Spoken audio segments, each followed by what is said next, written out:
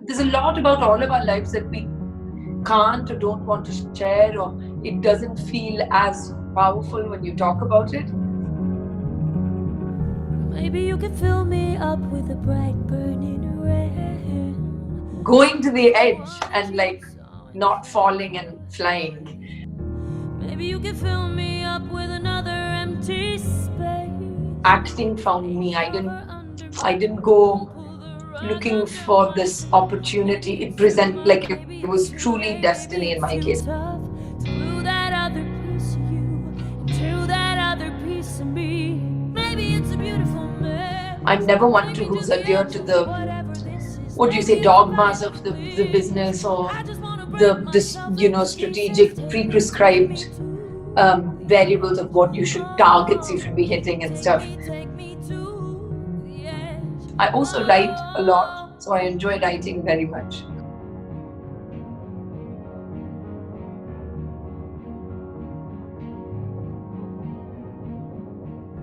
Maybe I can see your face in another So, empty Shruti, let me begin by saying that you utilized your lockdown period very productively. I mean, you came up with this, your original track called Edge, which is sort of, very much talk of the town these days. So, tell us something about that. How did you think about that, and how did you conceive the idea and sort of take it to logical conclusion? Oh, well, thank you for having me, Karthik. And yeah, I mean, I'm one of those people I think who's been working consistently for many years. And about 2 years ago, I kind of took a small, I wouldn't say break, but I slowed things down a bit, and like it gave me a lot of clarity about like reassessing and approaching my artistry and life with my own tonality. And I think in the pandemic, in the lockdown, that further got reiterated. I think I was meant to put out my music maybe at least a couple of years ago, but it was such a process stepping away from films and doing that. So my first step was really taking it to London to like an unknown audience. There was, of course, I would say 40 to 50% of the audience who knew who I was, but there was a lot of new people as well. And that kind of gave me a certain sense of confidence that I hadn't experienced in India before. And I think that, coupled with the fact that I was completely alone with my own energies, really helped me to be productive and find the kind of courage to even release Edge in the middle of a lockdown. So yeah, I mean, it's been a really productive time for me. Well, surely. And when we talk about the lockdown, the period when you made this song, um, it sort of gave you a time to reconnect with yourself. As I saw your other Mhm. interviews, you said that you had certain thoughts in your mind which you were not Mhm. able to articulate for a while, and Mhm. sort of did that introspection, and that's what led to the song. And the lyrics of the song is something which sort of runs parallel to that.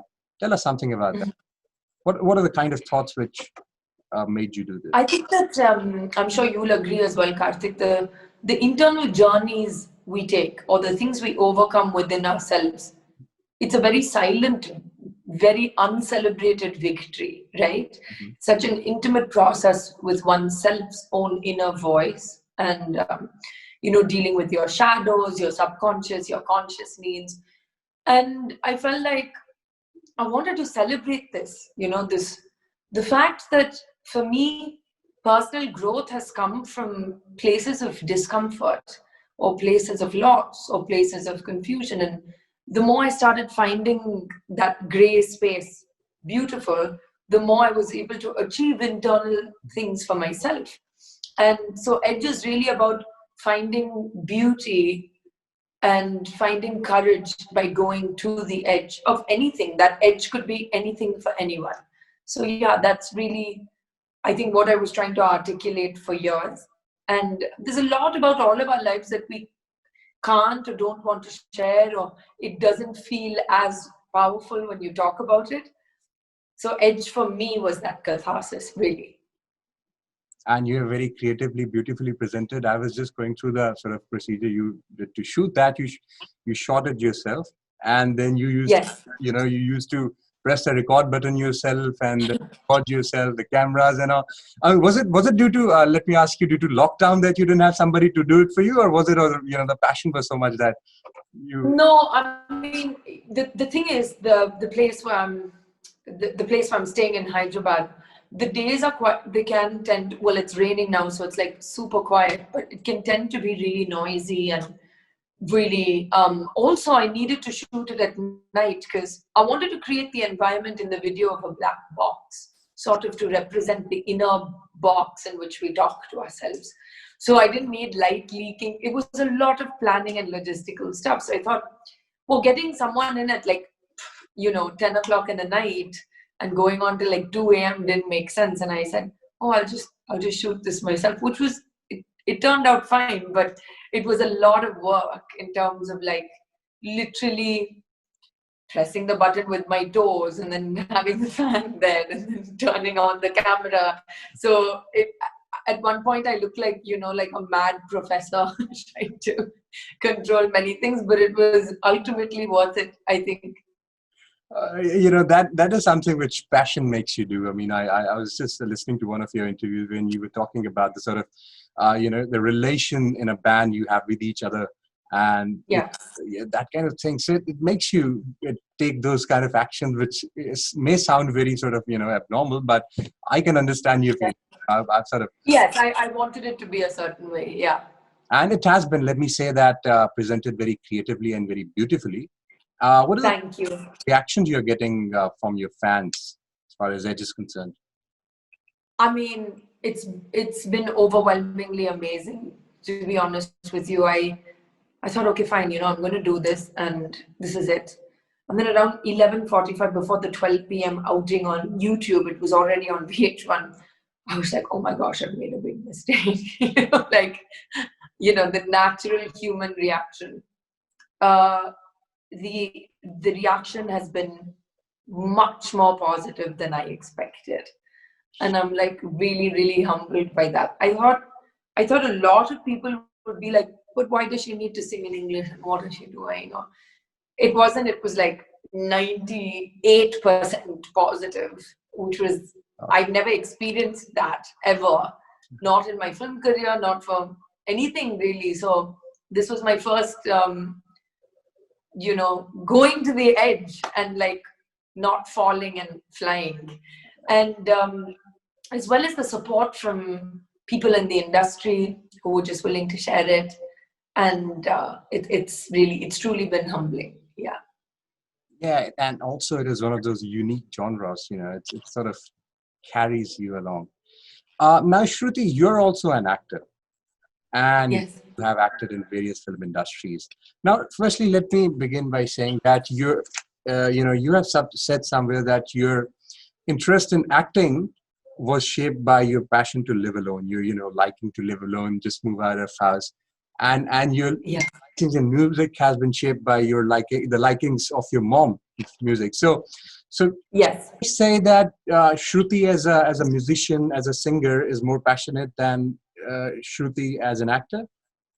Maybe at that time, yes, but I don't think that statement holds true anymore, because acting is a love that found me, and acting found me. I didn't go looking for this opportunity. It was truly destiny in my case. And it sounds silly because it's what do you mean? Your parents are actors, but I genuinely didn't have any plans of doing it.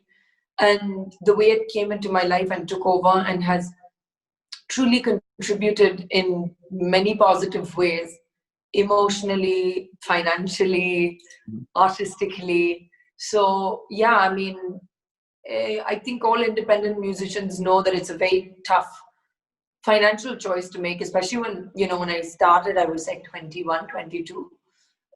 When I signed my first film, I was about 22, 21 going on 22. So I was really I want my independence, I want my own space, I want my own life, but I can't afford it on gig money, And so when the film was first offered to me, I really just looked at it as a one-time monetary thing. I didn't see it as a long-term plan at all. And so it's fascinating today how it took over and how it has become such an integral part of my artistic expression. Now, let me ask question to Shruti as an actor. You Yeah. acted in Tamil film industry, Telugu, Bollywood. Which film industry is close to your heart? Now, I know that, where you have said somewhere that I like the idea of acting more than the idea of, being popular in a particular industry. I think something of that sort. So which industry are you connected well to and you'd like to see most of your time, so you're getting devoted to in the coming time? It's been a balancing act between the three industries, but to be very honest, I would say quite clearly my focus has been more toward the South. And it's not because I'm more partial. I just find that the roles and the narratives and the characters I'm offered are more interesting. Having said that, I also have films in Hindi like D-Day that were really beautiful characters and took it to a different level really with my with people appreciating me and my performances. So I definitely feel that I can't generalize like that, but I would say the majority of my work has been in the South Indian film industry. Yeah. And that is where we'll be seeing you in the coming time as well for most of it. Yes. All right. Yes. And now we know that India is such a diverse country. We have got a lot of film industries such as Punjabi. And now we've got these OTT platforms, and a lot of actors from South India as well as Bollywood are going to sort of, make their own web episode series and those kind of things. Are you looking forward to anything of that sort as well? Oh, definitely in the future. I think it's a wonderful platform. I'm never one who's adhered to the, dogmas of the business or this strategic pre-prescribed variables of what targets you should be hitting and stuff. I know that in the beginning there was an aversion to television, like, do I want to go from TV? And I think there were few people who made that jump, and then finally even people like my dad were making that jump, but I feel that the OTT platforms present something completely different.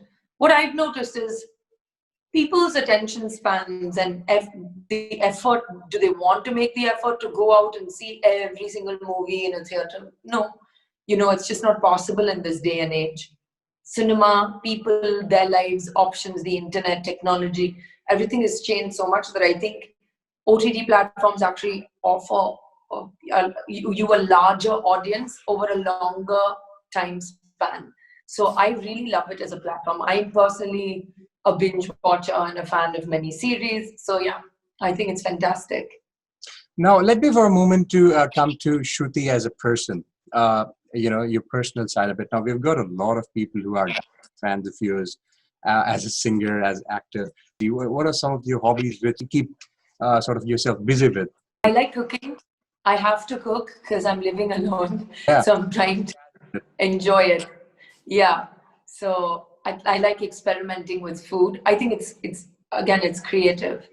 I really enjoyed cleaning, which I never did before at this pace, at this frequency. Yeah. I think even in London where, I don't have domestic help, I would get a cleaner in once a week, So, I'm cleaning and cooking and making my own masks and trying to be creative. I also write a lot, so I enjoy writing very much. So yes. Truly such a, versatile personality. You're also a writer, which I didn't mention for my fans, for our viewers and Shruti's fans, that you write, you sing, you act. And of course, now we've got another side of Shruti that you cook as well. You like to cook, I think. So I love cooking and I love feeding people. And that's the thing that's really been awful in the pandemic is there's no one to eat my food. It's just me. So I love cooking and feeding people.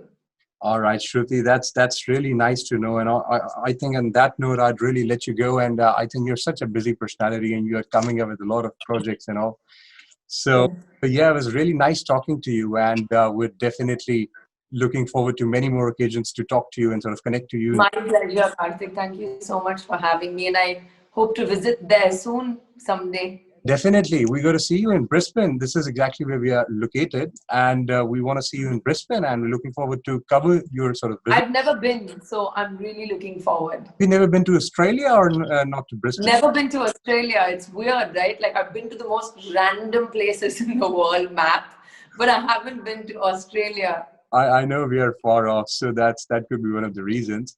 But Yeah, probably. yeah.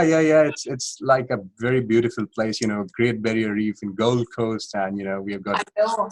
My father went there when I was very young to shoot a film, and he came back with food and stuff, and like it's just so much. And I was like, I must go to Australia. So it's always like a magical land in my mind. Here's So I can't wait. When I visited Australia for the first time, and when you go there from India, so much populated, and Australia, you hardly get to see people. Even in the suburbs, after 5 p.m., you wouldn't get to see a lot of people. So it was really sort of strange. And for first few days, I was really, sad, and have I made the wrong decision? Oriented. Yeah. Isolated. So now it's gotten very good. When we go back to India, it seems like, there's a lot of chaos and everything is, the traffic thing. But that has got its own beauty. As you said, I think, London, you get what you pay for. But, Mumbai, which is your other residence, has its beauty, surrounding. Oh, it's like the Wild West with cars. Well, lovely speaking with you. Thank you for having me. Shruti. Looking forward to talking to you. Thank you so much. Take care. Bye. Maybe you can fill me up with a bright burning red, like the one that you saw inside of your head.